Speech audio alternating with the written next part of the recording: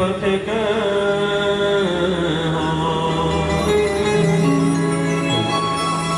दुखिया न कोई होई सृष्टि में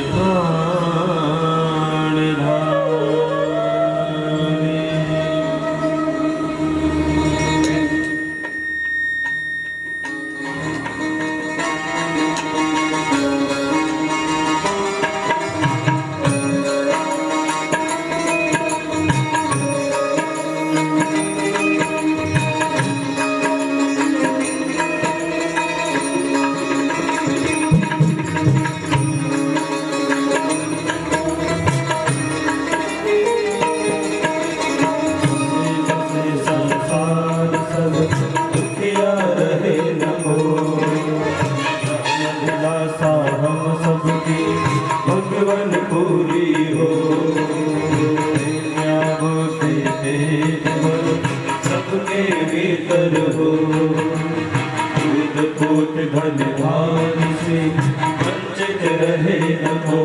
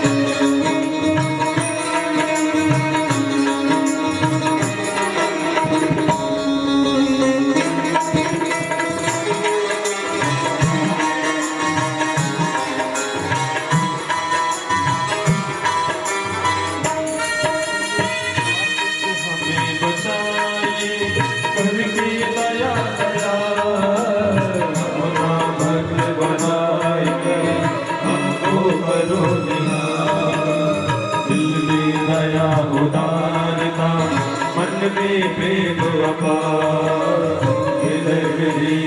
दीनता मेरे सरकार हाथ जोड़ विनती करूं सुनिए कृपा निधान साधु संत को संग दे दया धर्म का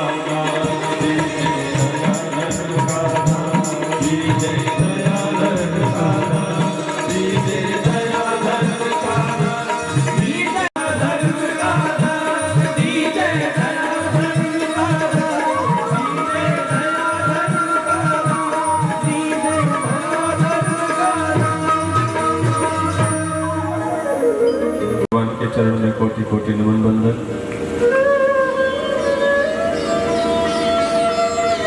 ग्राम देवता, नगर देवता, वास देवता, स्थान देवता, ग्रह देवता करते हुए भगवान की पावन दिव्य स्थल का ध्यान करते हैं और अपने मन को ठाकुर जी के उस पावन दरबार में लेकर चलते।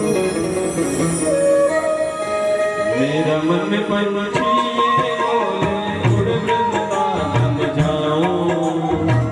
के लता पता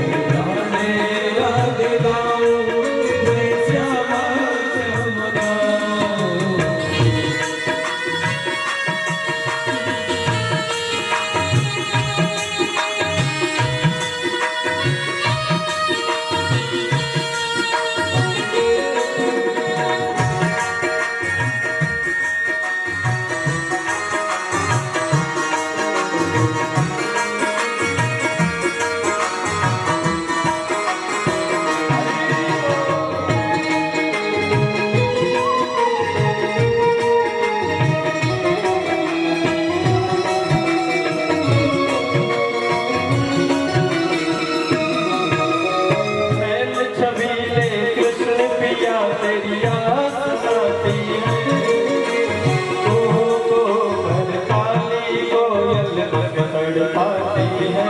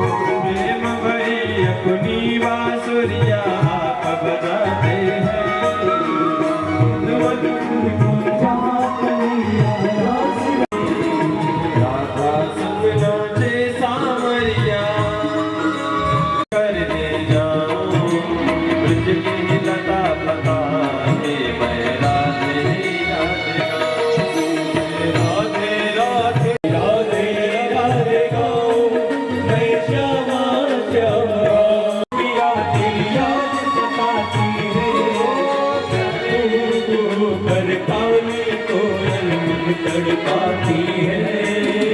छीन लिया सब तूने मेरा, छीन लिया सब तूने मेरा, यार कहाँ अब जाऊं। ब्रज की लता पता के मैं राधे राधे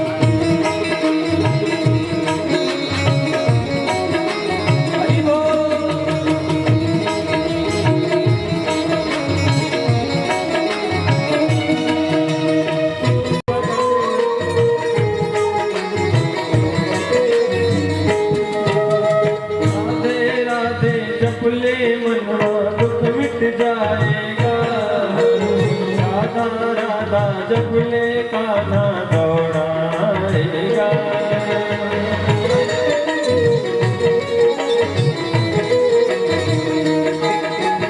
राधे राधे जब ले मनवा दुख मिट जाएगा। तुम्हारे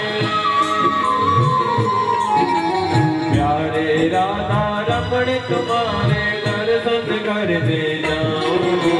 तुझकी लता पता के राधे राधे गाऊं, राधे राधे गाऊं, मैं श्यामा राम गाऊं। राधे राधे गाऊं, मैं श्यामा राम गाऊं।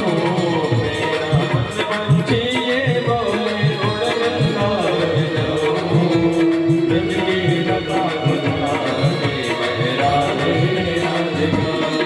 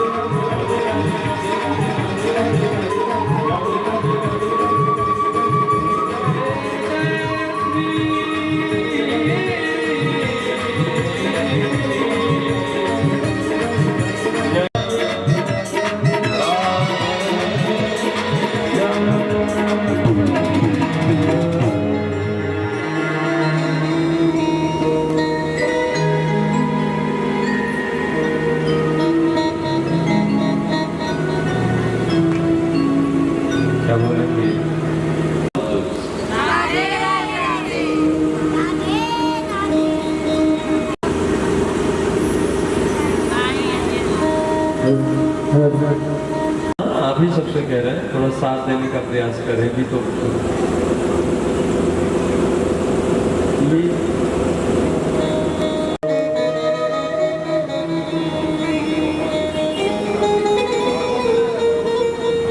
परम आराध्य श्री सद्गुरुदेव भगवान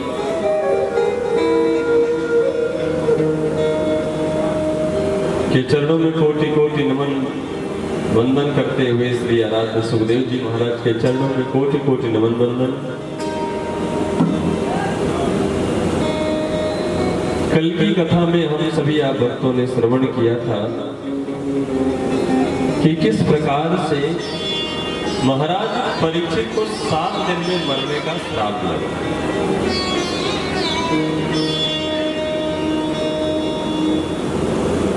अब महाराज परीक्षित को 7 दिन में मरने का श्राप लगा तो परीक्षित जी ने क्षण भर में ही अपना सर्वस्व त्याग करके अपने जीवन कल्याण के लिए गंगा के तट पर पहुंच गए। देखिए, जीवन का जो मूल्य उद्देश्य है आपका हर प्राणी का यही होना चाहिए। समय के पहले यदि आप अपना पैक करके उतरने का प्रयास करते हैं तो आपकी यात्रा सफल मानी जाएगी। जैसे भाई हमने दिल्ली का टिकट करवा लिया हो और हमारा प्लेटफॉर्म नजदीक आ जाए और हम सोचें कि दिल्ली का तो टिकट है लेकिन हम मुंबई तक यात्रा कर लें तो ये संभव है? हाँ जी या ना जी? संभव है, क्योंकि हमारी यात्रा जहां तक स्थित है सच्चा यात्री तो वही है कि आपका प्लेटफॉर्म आए उसके पहले आप अपनी तैयारी प्रारंभ कर दें। यदि हमने टिकट कराया है दिल्ली का और सोचे मुंबई तक चले जाएं तो स्टेशन पहले तो पार हो जाएगा जैसे तैसे, लेकिन स्टेशन पार होने के बाद वो काला कोट वाला टीटी है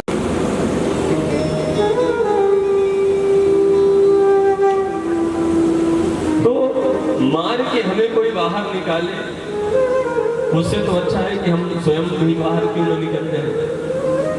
भाई मुझे पता है कि मुझे निकलना ही है, ये क्लियर है कि हमें निकलना है, तो ईमानदारी तो इसी में है कि आप पहले से अपनी व्यवस्था बना लें, नहीं तो हमारे चाहने पर तो कुछ नहीं होगा, अभी तो हमें कष्ट मिलेगा। जिस दिन यमराज का समय व्यतीत हुआ उस दिन यम के दूत लेने पहुंच जाएंगे। अब आप कैसे जाएंगे ये उनकी जिम्मेदारी है। हमारी जो व्यवस्था है, हमारी आसक्तियां जो है वो प्रायः धन में ही लगी है, प्रायः अपनों में ही लगी है। कोई भी ऐसा संसार का प्राणी नहीं है जो स्वेच्छा से अपना परिवार अपना घर छोड़ करके जाना चाहे। संसार में कोई भी प्राणी नहीं, लेकिन उन्हीं प्राणियों में जो ये सोच लेता है, समझ लेता है कि आया है सो जाएगा, राजा रंग फकीर, जिसने ये मन में ठान लिया कि आया है सो जाएगा, कोई दूसरा धक्का मार के आपको अपने घर से निकाले, उससे अच्छा ये है कि आप उसके घर से स्वतः ही निकल जाए, उसमें हमारा सम्मान भी बना रहेगा और निकलना तो हमें वैसे भी है। तो ये हमारा जो किराए का घर है जिसमें हमारी इतनी आसक्तियां लगी है, अब घर वाले सोच रहे हैं कि बाबा जी निपट जाए तो बिटिया की शादी करें। और बाबा जी की आस्था उस घर में इतनी चिपक गई है कि वो सोच रहे हैं कि नतनी की शादी कर ले तब हम विदाई करें। विचार करिए, देखो माया कितनी बलवती होती है। हमारी चलती नहीं है, कोई हमारी सुनता नहीं है। एक बार तो गजब हो गया, एक कथा में मैं गया था तो एक बूढ़ी माता के घर में गया। उन बूढ़ी माता से मैंने पूछा, माता जी सबसे बड़ा कष्ट क्या है आपको? अभी बूढ़ी माता की स्थिति ये है कि 90 साल की अवस्था है, हाथ काम नहीं कर रहे हैं, पैर काम नहीं कर रहे हैं, आंखें साथ नहीं दे रही, कोई उनको मानता भी नहीं है, क्योंकि मानना भी तो आज कोई स्वार्थ हो गया। हाँ जी अना जी, लोग कहते हैं हम अपनी माता जी की खूब सेवा करते हैं। क्यों करते हो? क्योंकि महाराज जी माता जी 18,000 पेंशन अभी भी आती है, इसलिए माता जी को खूब खिला पिला कर इनको कोई कष्ट नहीं होने देते। तो उनकी तो सेवा खूब होती है, जो 18,000 20,000 की अभी आमदनी जिन्होंने बना रखी है, उनकी सेवा को मन से घर वाले करेंगे। और जिनकी 18,000 क्या 18 रुपए भी सैलरी ना हो कदाचित, वो प्रेम कितना भी परिवार से कर रही हो, लेकिन उनकी माता जी की एक भी बात नहीं सुनी जाएगी। सेवा भी हो रही है तो मरते दम तक स्वार्थ सहित सेवा। अब उन माता जी से हमने पूछा कष्ट क्या है? बोले सब कुछ महाराज जी ठीक है, लेकिन हम सोच रहे हैं कि हमारा नाती है वो कहीं सक्सेस हो जाता तो हमें आनंद आ जाता। अब नाती की तो बात छोड़ो, बेटा तो तुम्हारा है नहीं, वो तो चाह रहा है कि ये बूढ़ी माता स्वर्ग सिधार जाए तो हम अपनी बिटिया का विवाह करें। बूढ़ी माता चाह रही है कि नाती सक्सेस हो जाए, बिजनेस व्यापार में सक्सेस हो जाए। आप बताइए, ये हमारा मोह जो चिपका हुआ है संसार में, ये सहज निकलने का नाम नहीं लेता। आप कितना भी प्रयास कर लें, एक साथ में तो कभी हम आप निकल ही नहीं सकते। अगर निकलना है इस मोह रूपी भव सागर से तो धीरे धीरे जो करते रहोगे भजन धीरे धीरे तो मिल जाएगा सजन धीरे धीरे।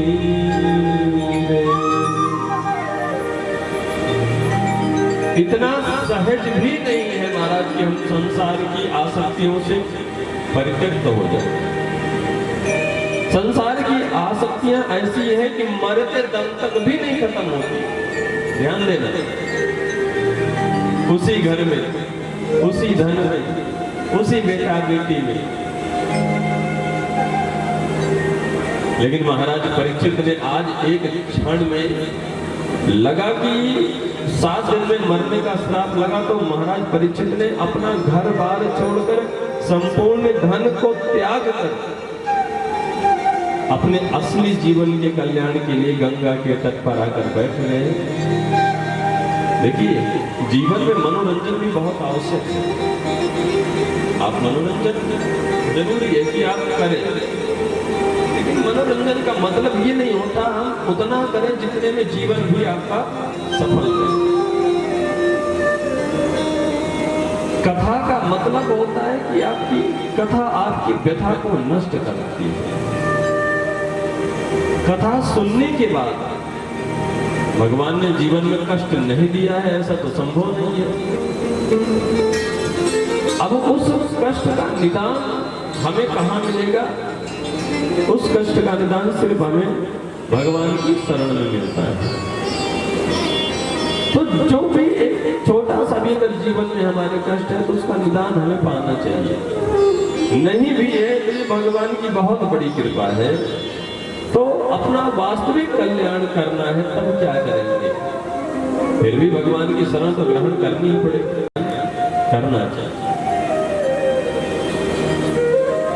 जीवन भर आप लगे रहो संसारियों के बीच में, आपको लगता है कि हमसे बहुत प्रेम करते हैं संसार, करते हैं ना संसारी, आपको लगता है कि हमें प्रेम करते हैं, वास्तविकता तो ये कि आपको प्रेम नहीं करते हैं। अच्छा, प्रेम करते होंगे आपके लिए अगर बैठे रहे तो आज तक आप बताइए किसी की मृत्यु के बाद कोई उसकी यादों को लेकर कितने दिन तक बैठता है? हाँ जी, अभी जब तक तो जिंदा है तब तक सब लोग मुंह पे कहते हैं हाँ भाई हम तो आपसे बहुत प्रेम करते हैं, हम आपको बहुत मानते हैं। वो कैसा भी रिश्ता आपका हो, सब आपको बहुत मानते हैं, बहुत प्रेम करते हैं, आपके बगैर बिल्कुल अच्छा नहीं लगता। अब किसी के बगैर कितना अच्छा नहीं लगता ये तो उसके जाने के बाद पता लगता है। 2 दिन रोना होगा, आजकल तो 2 दिन भी कोई नहीं रोता है साथ, बस अभी किसी की डेथ हुई तो क्या करेंगे, 5 मिनट सब रोते हैं, उसके बाद ज्यादा कुछ नहीं, वैसे भूख तो लगी नहीं है, कुछ हजम तो होगा नहीं, सिर्फ चाय बना लो बस। अभी आज के दिन से क्या बना लो, अब ले, अब यहाँ से शुरू हो गई है। अब आपको कितना लोग आपको याद करते हैं, ये आपको दिखावा संसार में बहुत है आपके सामने, आपको सिर्फ लगता है कि हमारे बगैर कुछ काम नहीं होगा।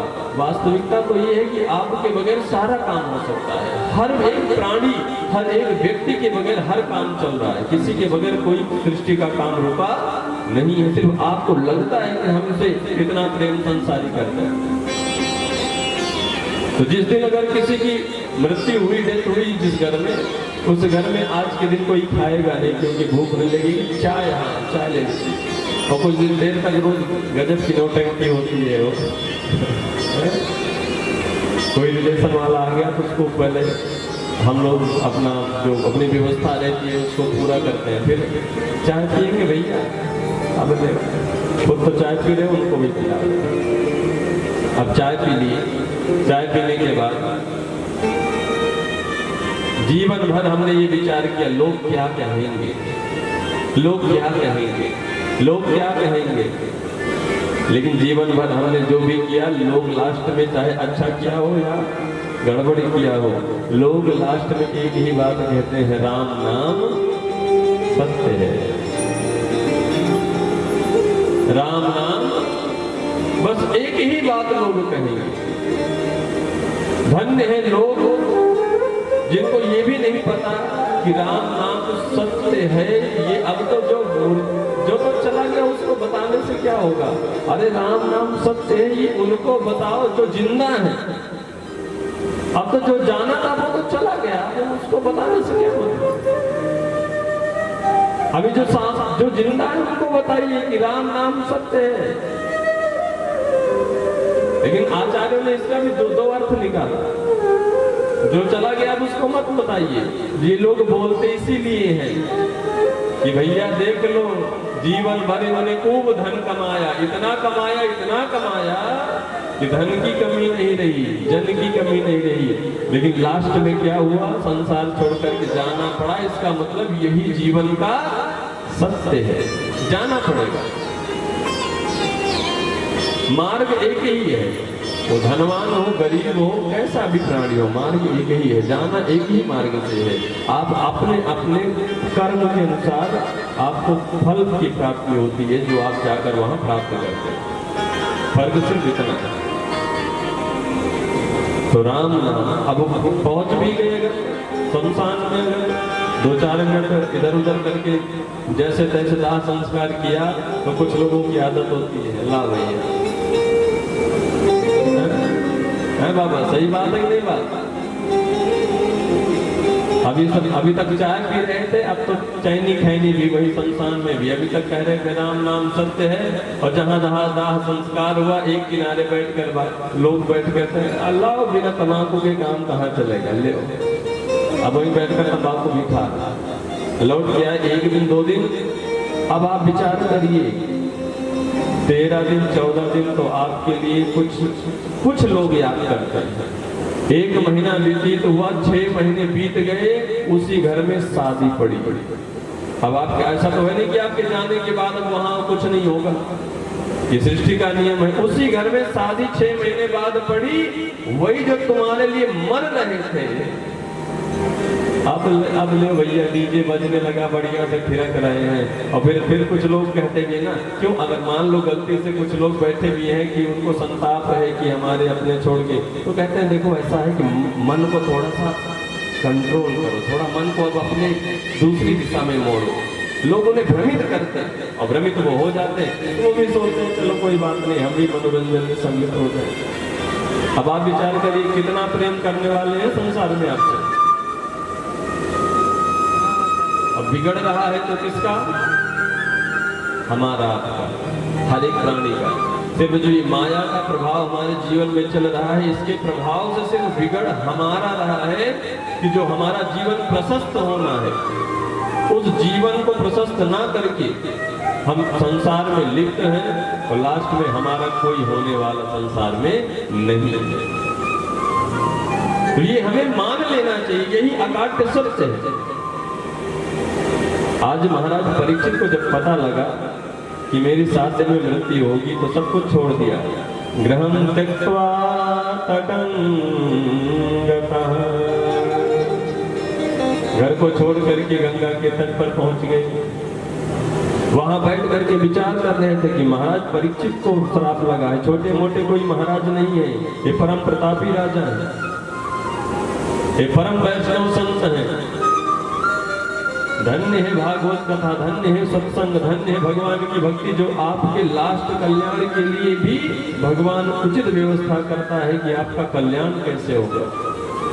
कहीं ऐसा ना हो यहाँ तक मरने के बाद जैसे जैसे जीवन व्यतीत किया, फिर यहाँ से गए तो नरक में जा करके रहना पड़े, तरह तरह की यातनाएं भोगनी पड़े, ऐसा ना हो। इसलिए भगवान व्यवस्था करता है, कैसी, कर्म के द्वारा। आज महाराज परीक्षित के लिए तत्रा भवद भगवान व्यास पुत्रो यदक्षया गामट मानुपेक्षः अलक्षलिंगो निजलाभ तुष्टो व्रतस्य बालैर्वधूतवेशः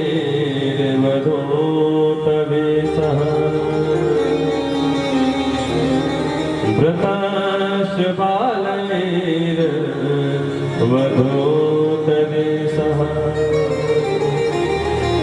सबने मन में प्रार्थना किया कि भगवान भाई विचार करिए, रघुर्वशिष्टः कृतरंगिराश्च मनोपलस्तः पुलहस्य गौतमः, अनेक वीतराग महात्मा इनके कल्याण के लिए आए हैं, तो इनका मोक्ष कैसे होगा, ये सब विचार कर रहे थे कि 7 ही दिन है, 7 दिन में मोक्ष कैसे हो सकता है। परस्पर आपस में विचार करने लगे। अचानक एक 16 साल का एक बालक दिखाई पड़ा। अलक्षलिंगो निजलाभतुष्टो, देखने में मालूम पड़ रहा है भगवान सूर्य की किरणें समाहित होकर के समक्ष विराजमान है। ऐसे परम प्रतापी बालक को देखने के बाद गांव के तो कुछ भी बच्चे पीछे पीछे लग गए और हास परिहास करने लगे। अरे देखो बाबा जी जा रहे हैं, देखो बाबा जी जा रहे हैं, देखो बाबा जी जा रहे हैं। अब उनको बच्चों को ये नहीं पता था कि देखने में तो बहुत ही छोटे हैं, लेकिन ये बाबा भगवान के परम भक्त हैं, उनको ये स्मरण नहीं रहा। अब ये बच्चे जब पहुंचे, महाराज सुखदेव जब परीक्षित के पास पहुंचे, तो परीक्षित के साथ जितने भी परिकर थे, बड़े बड़े संकादिवसी, बड़े बड़े तपस्वी महाराज, संत महात्मा, सब उठ करके खड़े हो गए और खड़े होकर के हाथ जोड़कर प्रार्थना करने लगे। जब वो बड़े बड़े संत महात्मा खड़े होकर के प्रार्थना करने लगे, उसी समय बच्चों ने देखा कि अरे जिनको हम इतने छोटे बाबा जी समझ रहे थे, हमने तो सोचा पता नहीं कुछ ज्ञान है कि नहीं है, पता नहीं कुछ तपस्या है कि नहीं है, बस ऐसे झूठे बाबा जी बन के घूम रहे हैं। वो बाबा जी तो बड़े पहुंचे हुए निकले भाई। ये जो बच्चों का भ्रम था कि ये साधारण कोई व्यक्ति होंगे, लेकिन जब वो ज्ञानियों के बीच में पहुंचे तो बड़े बड़े तपस्वी संत महात्मा महाराज परीक्षित जैसे परम धर्मात्मा राजा खड़े होकर के साष्टांग दंडवत करना प्रारंभ कर दिए, साष्टांग प्रणाम कर रहे हैं। तव प्रणमामः। यह सब देख करके बच्चों का जो भाव था वो बिल्कुल, बच्चे सब डर गए। अरे जिनको हम छोटे मोटे महाराज समझ रहे थे, भाई ये तो बड़े पहुंचे हुए निकले, जिनको देख करके बड़े बड़े संत महात्मा साष्टांग कर रहे हैं। बच्चे वहां से वापस चले गए। महाराज परीक्षित के सामने जैसे सुखदेव जी महाराज पहुंचे, हाथ में पूजन थाल लेकर आरती बंदन किया। पूजन करके जैसे ही महाराज सुखदेव जी बैठे, वैसे ही परीक्षित ने प्रश्न कर लिया और कहा, प्रभु अहो अद्य वयम् ब्रह्मन् सत्सेव्यः क्षत्रबन्धवः कृपया अतिथिरूपेण भवद्भिः तीर्थकाकृता अतः प्रक्षामि संसिद्धि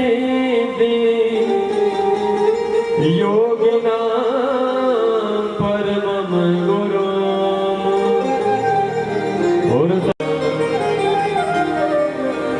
म्रियमाण सर्वथा। जैसे ही महाराज सुखदेव जी बैठे, वैसे परीक्षित ने प्रश्न कर लिया, क्योंकि कहते हैं अन्न का कण और संत का क्षण कभी सिर्फ अपने पाप का प्रायश्चित करके अपने जीवन के सकल कल्याण के लिए उनसे प्रार्थना करनी चाहिए। अन्न का कण, अन्न का क्षण और अन्न का कण, संत का क्षण कभी बर्बाद नहीं करना चाहिए। जब भी आपको संत के दर्शन हो, उस समय आप अपने जीवन कल्याण के लिए से प्रार्थना करिए। महाराज परीक्षित ने आते ही प्रश्न इसीलिए कर दिया कि आप जैसे वीतराग महात्मा जितना समय फिक्स है उतने रुकते हैं, उसके बाद फिर आप नहीं मिलते हैं। यदि हमने प्रश्न ना किया होता तो हो सकता है आप आए और चले जाते। इसलिए हमारा प्रश्न है, बताइए प्रभु कि अहो अद्य वयम्।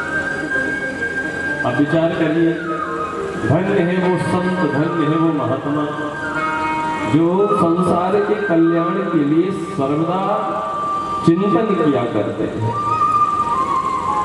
आज महाराज परीक्षित ने प्रार्थना किया, धन्य है महाराज परीक्षित, धन्य है ऐसे वीतराग महात्मा जिनका चिंतन अभी मरने का समय महाराज परीक्षित का आया है। ये तो यह भी कह सकते थे, महाराज हम 7 दिन में मरने वाले हैं, 7 दिन में हमारी मुक्ति का कोई उपाय बताइए।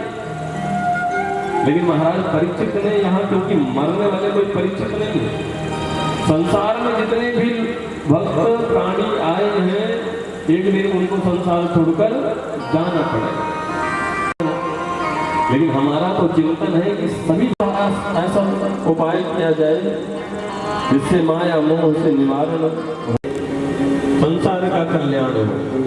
कोई ऐसी व्यवस्था बताइए जिन देवता की आराधना करने के बाद प्राणी का दुख नष्ट हो जाए। अस्मर्तव्यम भजनीयम वा गुह्यत्वया विपर्ययम्। आप उपाय बताने की कृपा करें, किसको भजा जाए, किसको ध्याया जाए, किसकी पूजा की जाए, किसकी वंदना की जाए। प्रभु हम जानना चाहते हैं कि इसका विस्तार कैसे हो। जब इस प्रकार से महाराज परीक्षित ने पूछा संपूर्ण संसार के कल्याण के लिए, तो वहां बैठे संतों ने कहा, रे परीक्षित का 7 दिन में कल्याण कैसे हो सकता है भाई, इनका मोक्ष कैसे हो सकता है, क्योंकि 7 दिन में किसी का मोक्ष संभव नहीं है। उसी समय सुखदेव जी ने कहा, क्यों नहीं हो सकता, महाराज खड़वांग तो एक पल में ही मोक्ष को प्राप्त कर गए, सिर्फ एक घड़ी में मोक्ष को प्राप्त हो गए महाराज खड़वांग। तो महाराज परीक्षित के पास तो 7 दिन की व्यवस्था पड़ी है। 7 दिन मतलब जीवन में कितने दिन है, हमारे जीवन में 7 ही दिन है महाराज। रविवार, सोमवार, मंगलवार, बुधवार, बृहस्पतिवार, शुक्रवार, शनिवार, सातवें से कोई 8वां दिन बना है क्या? कोई 8वां दिन नहीं है। 7 ही दिन हमारे जीवन में है। इसी 7 दिन में जीवन जीना है, जन्म लेना है और इन्हीं 7 दिन में मृत्यु को भी प्राप्त करना है। तो 7 दिन आपके पास है महाराज, तो आप चिंता मत करें, आपका निश्चित कल्याण होगा। लेकिन कैसे होगा आप उसका विस्तार समझें, क्योंकि प्रायः आजकल लोग टिप्पणी ज्यादा करते हैं, ध्यान दें। अब आप बताएं आज की आस्था कैसी है? जब ज्यादा परेशानी आती है तो महाराज जी ने बताया कि देखो भाई, महामृत्युंजय भगवान का ध्यान कर लो, आपके समस्त रोग बाधा कष्ट सब नष्ट हो जाएंगे। फिर हमने क्या किया बता तो दिए महाराज जी ने, तो हमने महामृत्युंजय का ध्यान भी किया, लेकिन ध्यान भी कैसा किया? समय नहीं है महाराज, संकल्प करवा दो बस, हम अपने बिजनेस के लिए जाएं और आप बैठकर मंत्र का जप करो। अब आपके जीवन के कल्याण के लिए यहाँ पे मंत्र जपा जा रहा है और उस समय आप बिजनेस का आपको लगा हुआ है। और बिजनेस में जाएंगे तो ऐसा कहाँ है कि बिना ईमानदारी से बिजनेस न हो सके, वो तो संभव नहीं है। तो जितना तो यहाँ पुण्य नहीं हो रहा है उतने ज्यादा हम पाप कर रहे हैं। बाद में दोष आरोपण शुरू कर देंगे, अरे पंडित जी से हमने महामृत्युंजय कराया, 1 पैसे का कल्याण नहीं हुआ, हमने भगवान की आराधना की कराई, लेकिन हमारा किसी भी प्रकार का कल्याण नहीं हुआ। कैसे होगा महाराज? इसमें पंडित जी का भी दोष है, यजमान जी का भी दोष है। गुरु यदि अपने शिष्य के साथ और वैद्य यदि अपने मरीज के साथ कंप्रोमाइज कर ले तो समझ लेना कि ये खतरनाक है, ये गड़बड़ है। क्योंकि अगर वैद्य जो होता है, डॉक्टर जो होता है, वो अपने मरीज के साथ कंप्रोमाइज क्यों करेगा भाई? अगर उसे लगता है कि नहीं इंजेक्शन लगाना पड़ेगा, चीड़ा लगाना पड़ेगा, अब वो कहे नहीं डॉक्टर साहब हमें चीड़ा मत लगाइए, बहुत दर्द होगा, कोई ऐसे नॉर्मल दवा दे दीजिए खा करके हमारा कल्याण हो जाए। और डॉक्टर ने भी वही कर दिया, तो बोलो मरीज बचेगा? हाँ जी, है ना जी, मरीज बचेगा, फिर तो उसको ऊपर ही सब जाना है। ठीक उसी प्रकार से गुरु है, यदि कल्याण जिसमें होना है शिष्य को उतना ही बताए। आपका बताने का कर्तव्य आपका है, आपका दोष ना हो कि हाँ बताया नहीं इसलिए दोष हमें लग रहा है। अब करना ना करना वो आपके हाथ में, लेकिन जो नियम है शास्त्रों का पूरा तो नहीं कर सकते, तो जितना आधा अधूरा जानते हैं उतना ही कर ले, बहुत है। तो बिल्कुल अब दोषारोपण तो किसी पर भी किया जा सकता है, नहीं होता। मैं कहता हूं कैसे नहीं होगा। श्रोता भक्ता ज्ञान निधि कथा राम के गुण, कहते हैं अस्मत्तव्यम भजनीयम। जब श्रोता और वक्ता दोनों का बराबर सहयोग प्राप्त हो जाए, श्रोता वक्ता ज्ञान निधि,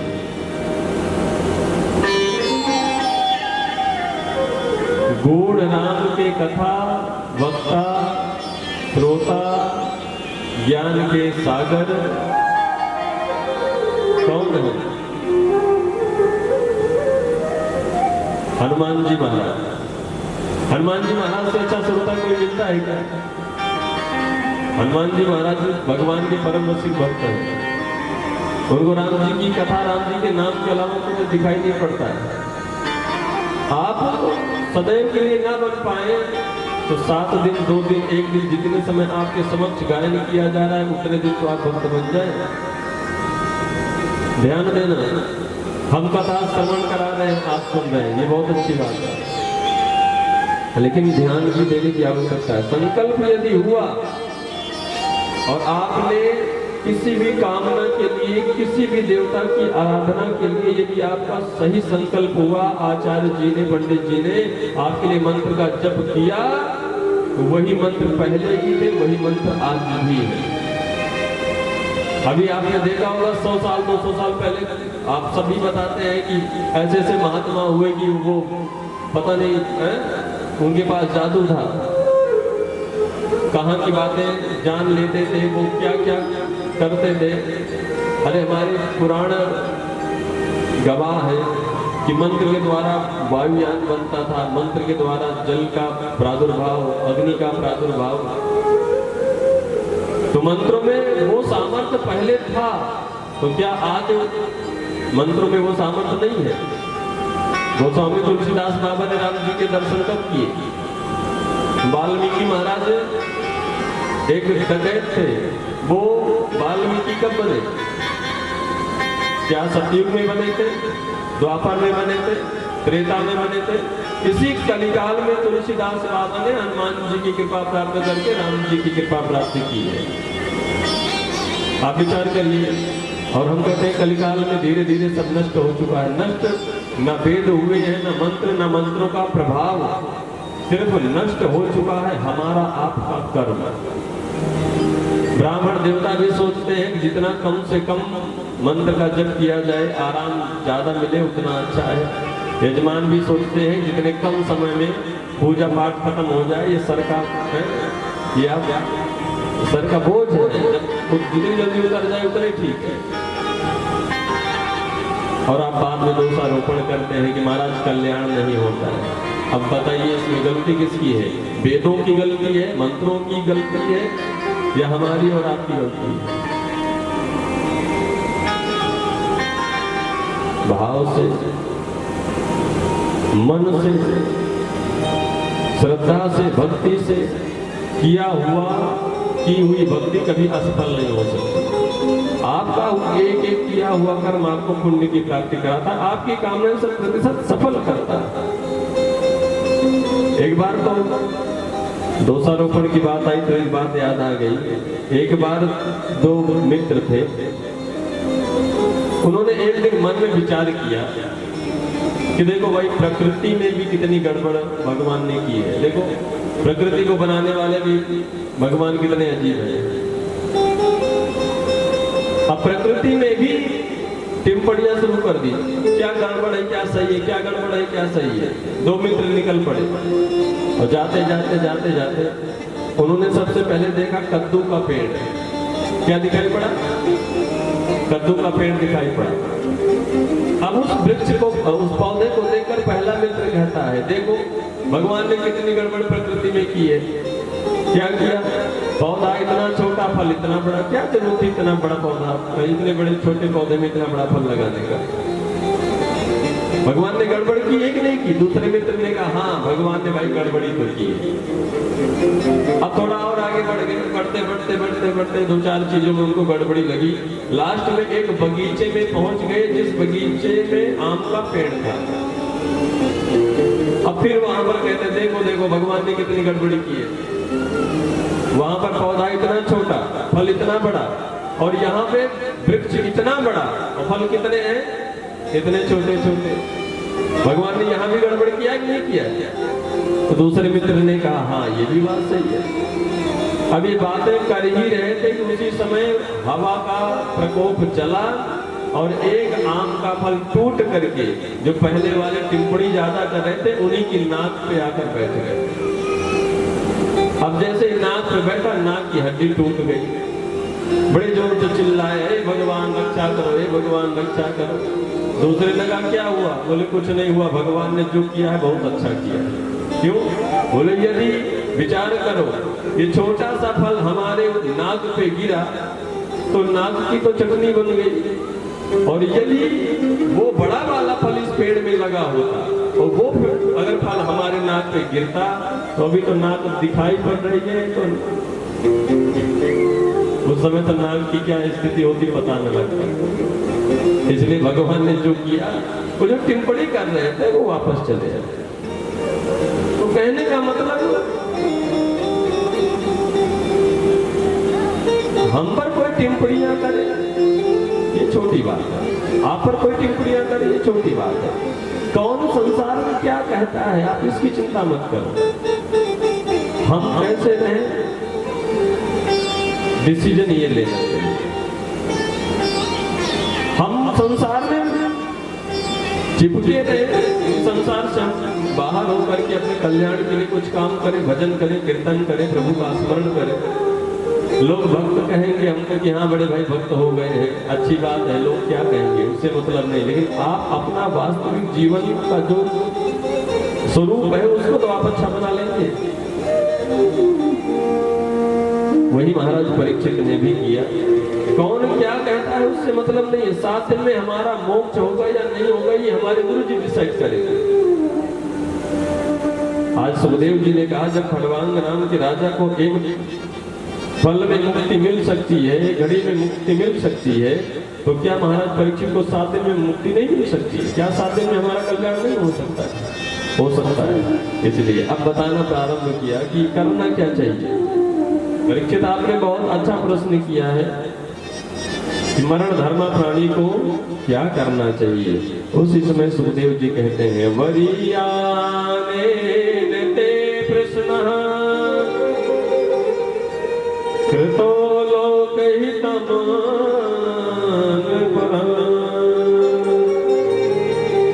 आत्मविद सम्मतः पुंसः क्रोधव्याधिषु यः परः। महाराज परीक्षित आपने इतना प्यारा प्रश्न किया कि मरण धर्मा प्राणी को क्या करना चाहिए। हम तो ये कहते हैं कि जब तक जीवन प्रारंभ से लास्ट तक ना पहुंच जाए तब तक सिर्फ अस्मर्तव्यम भजनीयम भगवान नारायण का स्मरण करना चाहिए। किसी काम को करने से पहले भगवान का ध्यान करना चाहिए, उस काम के बीच में भगवान का ध्यान करना चाहिए, काम के लास्ट में भगवान का स्मरण बना रहे ये सदैव ध्यान देना चाहिए। निश्चित रूप से किसी भी कार्य को आप स्टार्ट कर रहे हैं, बीच में लास्ट में यदि प्रभु का स्मरण आपने बना रखा है तो उस काम में बड़े से बड़े विघ्न आएंगे, लेकिन वो कार्य आपका रुक नहीं सकता, क्योंकि उस पर भगवान की कृपा रहेगी। वो भगवान के सहारे आपने काम प्रारंभ किया। और विघ्न कब आता है? जब आप अपना मान लेते हो मैंने किया। समस्या तभी आती है, आप मालिक बन जाते हो तभी आप परेशान होते हैं। आप स्वयं करते हो इसलिए हम परेशान रहते हैं। मान लेना चाहिए सीताराम सीताराम सीताराम कहिए जाहि विधि रखे राम ताहि विधि रहे। सीताराम सीताराम सीताराम कहिए कोई समस्या नहीं है।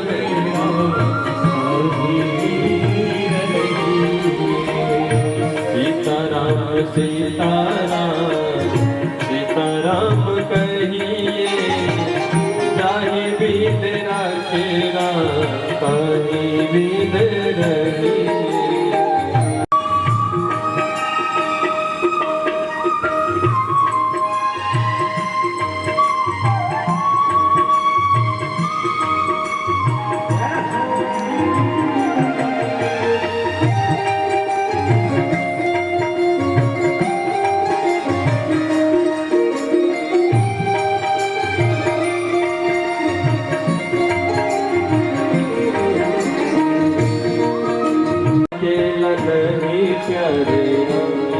तेरे साथ में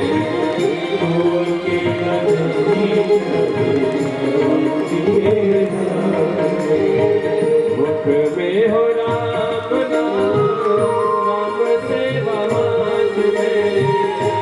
मुख में हो राम नाम राम सेवा प्यारे राम तेरे साथ में। विधि का विधान जान भान लाभ सही। विधि का विधान भान लाभ विधि रही।